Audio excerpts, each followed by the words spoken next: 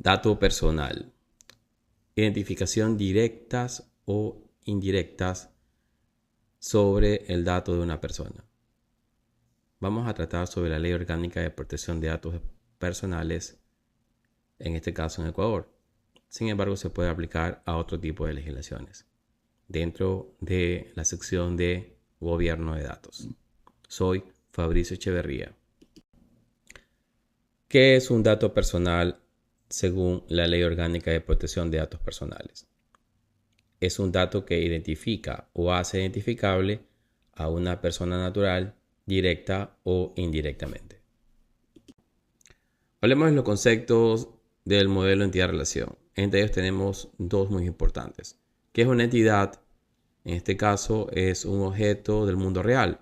Ya puede ser una persona, un producto o algún otro elemento que exista. Por tanto, son relacionados con sustantivos. Entonces, cuando tenemos que aplicar la ley y una persona natural sería, en este caso, una entidad. En el otro lado tenemos lo que es una relación, que es una asociación entre dos o más entidades. Por tanto, una persona natural puede tener varias relaciones y a las relaciones se las referencia por medio de claves foráneas o foreign keys.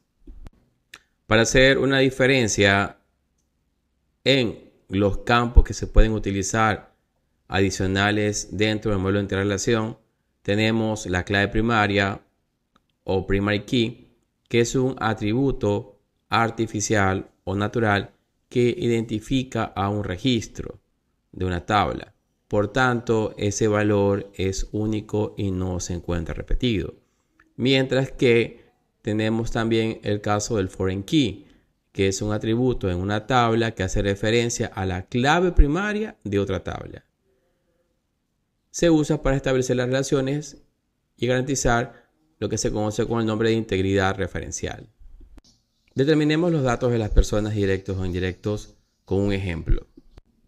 En el siguiente ejemplo tenemos el modelo de entidad-relación de una base de datos que tiene información sobre los registros de estudiantes en materias dentro de una facultad. Entonces, lo primero que tenemos que identificar es cuáles son las entidades de las personas, porque la Ley Orgánica de Protección de Datos Personales solamente se aplica a personas naturales. En este caso, tenemos que identificar dentro de las tablas cuáles son las personas naturales para poder determinar cuáles son los datos que la pueden identificar a una persona natural de forma directa o indirecta. En este ejemplo, tengo tres entidades: la entidad profesor, la entidad estudiante y la entidad decano, que se encuentran en las tablas profesor, estudiante y decano. Lo siguiente que vamos a hacer es identificar cuáles son los datos directos de las personas naturales. Tengo el dato de estudiante en la tabla estudiante, que es el ID, que es un primary key, el nombre, el apellido, el email, crédito, semestre y promedio. Luego voy a la tabla profesor, que tengo el ID, nombre, apellido, teléfono, email, jornada y salario. Luego tengo la tabla decano, que tengo el ID, nombre, apellido, teléfono, email, salario y un ID de facultad, que es un foreign key. Ahora vamos a determinar cuáles son los datos indirectos que pueden identificar al estudiante. Nos extendemos dentro de las relaciones de las tablas para encontrar las tablas en las cuales se pueden encontrar foreign keys de la tabla estudiante. Esto es muy importante porque la columna foreign key de ID de estudiante hace relación con la tabla estudiante. Esto es un principio de diseño de base de datos. Por tanto, encontramos que existen 4 tablas en las cuales hay foreign key, de las cuales vamos a determinar cuáles son los otros datos que harían, en este caso, los datos indirectos. Por ejemplo, dentro de la tabla estudiante carrera tengo el ID carrera. Dentro de la tabla estudiante facultad tengo el ID de facultad. Dentro de la tabla profesor-estudiante tengo la ID de profesor. Y dentro de la tabla materia-estudiante tengo el ID de la materia, que son foreign keys.